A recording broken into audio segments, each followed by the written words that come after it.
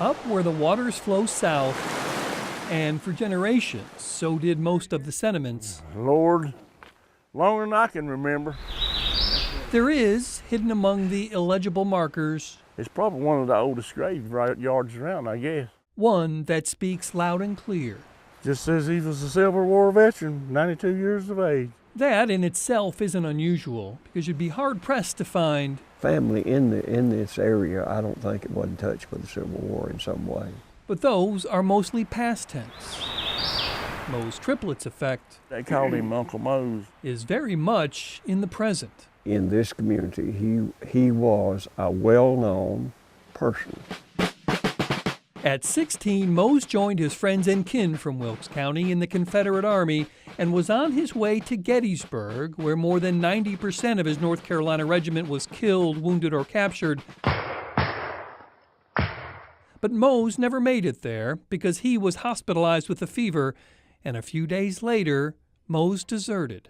There's some triplets that live in the holler, and they'd all sit around and drink moonshine, play a little music, and you'd hear all kinds of stories. Stories about how Mose followed a strain of mountain sentiment in North Carolina and joined the Union Army in 1864, fighting long enough to earn a pension, $73 a month, and he collected it for more than half a century. These people were tough. Daggone, they were tough. They had to be. Mose lived out his life in a house that stood here, a good stone's throw from his beloved Elk River. His wife eventually died in the 1920s, and Mose married a woman 50 years his junior.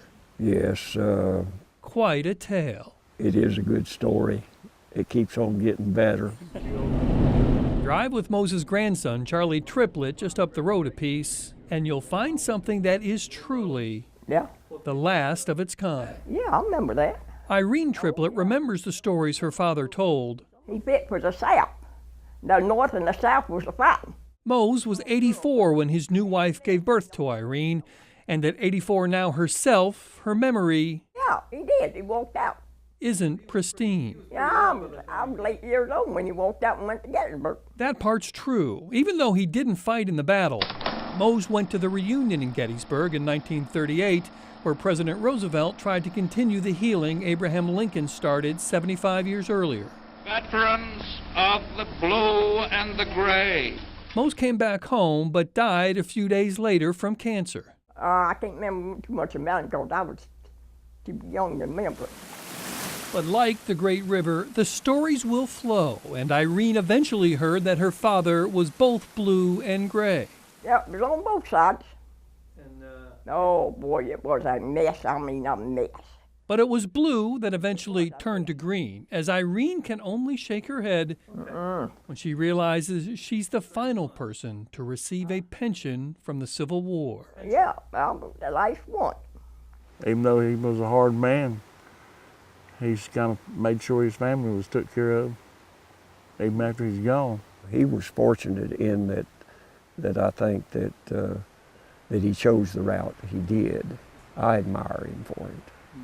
I really do.